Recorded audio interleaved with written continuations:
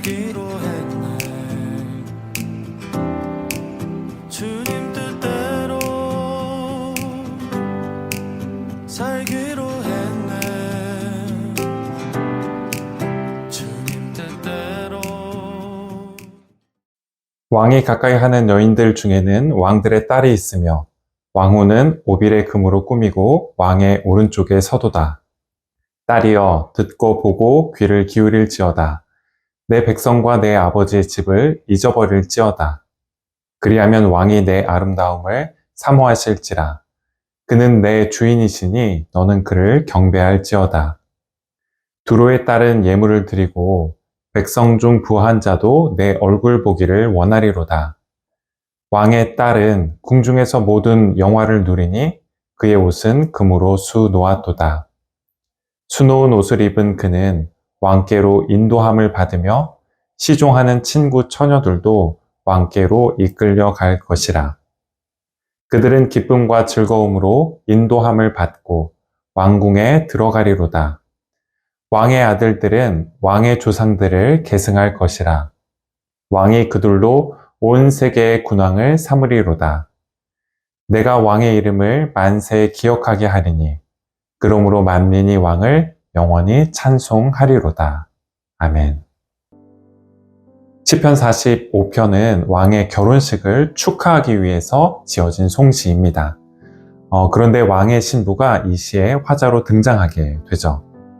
함께 읽진 않았지만 시편 45편 1절부터 8절까지 말씀에서 신부는 자신의 신랑으로 맞이하게 될 이 왕이 얼마나 아름다운 인물인지를 여러모로 노래하게 됩니다.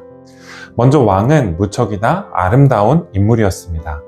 특히 그가 하는 말에 은혜가 있었죠.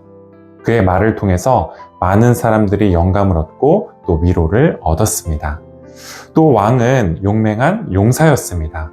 그래서 병거에 올라서 화살로 적들을 무찔르기를 주저하지 않았죠. 그런가 하면 신부가 신랑으로 맞이하게 될 왕은 정의를 사랑하고 또 공의를 사랑하는 인물이었습니다. 그의 판단과 선택이 언제나 하나님의 공의에 부합했고 또 그래서 늘 하나님을 기쁘시게 했던 것이죠. 그런데 왕과 신부의 이와 같은 관계, 즉 서로를 축복하고 존중하고 사랑하는 이 같은 관계를 갖고 가기 위해서는 신부에게 요구되는 것이 있었습니다. 결혼이 종착점이 아니라 시작점이고 또 평생에 걸친 헌신이기 때문이죠. 시편 45편 기자는 그래서 신랑과 신부가 이 결혼하는 즐거운 날 신부에게 몇 가지 조언을 건네게 되는데요.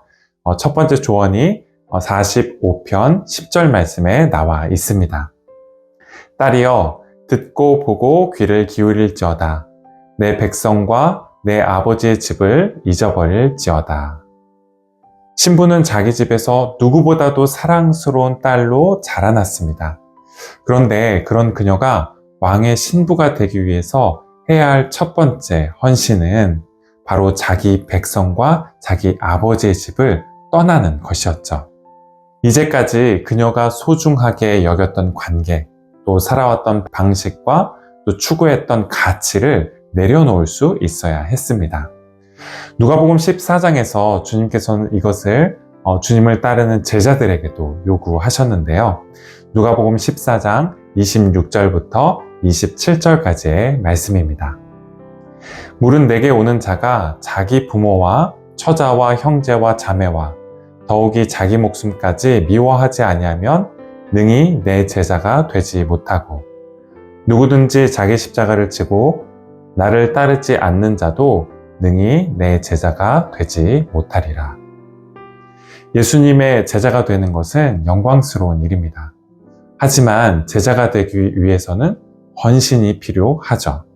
또 떠남이 요구됩니다. 다른 어떤 것보다 먼저 하나님의 나라와 의를 구할 수 있어야 합니다. 가족들보다 또 평안하고 안락한 삶보다 심지어 자기 목숨보다 주님을 더 사랑하고 주님의 뜻에 순종할 수 있어야 합니다. 찬양사역자 진보라 씨의 신부라는 곡이 이 점을 잘 드러내주고 있는데요. 그 가운데 다음과 같은 구절이 있습니다. 당신의 신부가 된다는 건 흰 드레스를 입고 꽃관을 쓴 신부일 거란 생각은 없죠. 그 험한 산도 넘고 골짜기 길 건너 주 계신 곳 따라가 살아도 주와 함께 죽어도 주와 함께 살아도 주와 함께 있고 죽어도 주와 함께. 흰 드레스와 화관은 신부를 훨씬 더 돋보이게 하고 또 아름답게 합니다. 따라서 굳이 이걸 마다할 필요는 없습니다. 하지만 그게 신부가 신부되는 데 있어서 가장 중요하고 본질적인 것은 아니죠.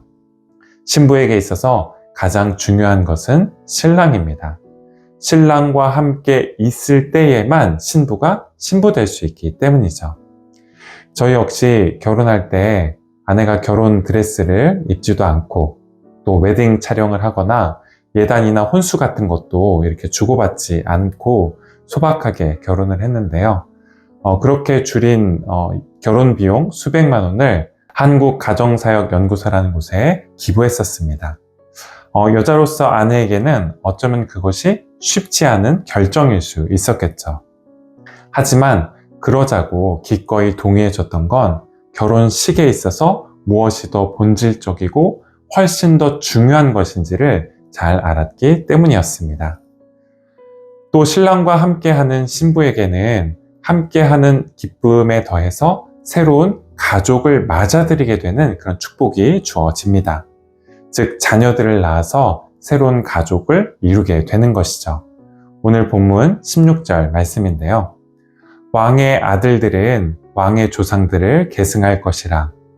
왕이 그들로 온 세계의 군왕을 삼으리로다. 왕의 신부는 왕의 자녀들을 낳게 될 것입니다. 그리고 그 자녀들을 양육하고 키우는 그런 기쁨과 행복을 누리게 될 것이었죠. 사도 바울이 이와 같은 삶을 산 대표적인 인물이라고 할 수 있는데요. 주님의 신부가 되기 위해서 사도 바울은 사실 많은 것을 내려놓았습니다. 빌립보서 3장 7절에서 8절에서 고백하고 있듯이 이전에 자기가 자랑하던 모든 것을 아낌없이 내어놓고 심지어 배설물과 같이 내어버렸다라고 그렇게 고백하고 있죠. 또 결혼도 하지 않고 평생 독신으로 복음을 전하는 일을 위해 그의 삶을 헌신했습니다. 그 모든 것이 그가 그토록 사랑하고 소중히 따랐던 그리스도와 전혀 비할 바가 되지 못했기 때문이죠. 하지만 그로 인해서 사도 바울은 잃은 것도 많았지만 다른 한편으로는 엄청나게 많은 것들을 얻게 됩니다. 바로 많은 이들의 영적 아비가 되는 그런 은총을 누리게 되는데요. 그래서 고린도 교회 교우들에게 이렇게 당당하게 말할 수 있었습니다. 고린도전서 4장 15절 말씀입니다. 그리스도 안에서 1만 스승이 있으되 아버지는 많지 아니하니 그리스도 예수 안에서 내가 복음으로 너희를 낳았음이라. 신랑 되신 주님을 여러분들은 어떻게 더 사랑해 가시겠습니까? 여러분들은 누구를 여러분의 새로운 영적인 가족으로 이렇게 맞아들이시겠습니까? 여러분의 삶을 통해서 무엇을 낳고 또 무엇을 이 땅에 남기시겠습니까? 어떻게 먼저 하나님의 나라와 그의 의를 구해 가시겠습니까? 함께 기도하시겠습니다. 우리의 신랑이 되시는 주님, 이 땅에 오셔서 십자가에 달리시기까지 자기 백성을 사랑하시고 신부된 교회를 사랑하심으로 하나님의 의를 이루신 주님을 경배해 드립니다. 그 주님의 사랑을 주저함 없이 받아들이고 두려움 없이 따르는 저희가 될 수 있도록 주님 은혜 위에 은혜를 베풀어 주옵소서. 저희의 평생의 삶을 통해 저희를 향하신 하나님의 사랑의 부요함에 눈떠갈 수 있게 하시고 험한 산과 깊은 골짜기에 이르기까지 주님과 동행하는 이들만이 발견할 수 있는 기쁨과 행복을 누릴 수 있게 하시며 먼저 주님의 나라와 의를 구하는 이들의 도움과 위로가 되어주시고 그 모든 필요를 채우시는 주님의 손길을 경험하게 하옵소서.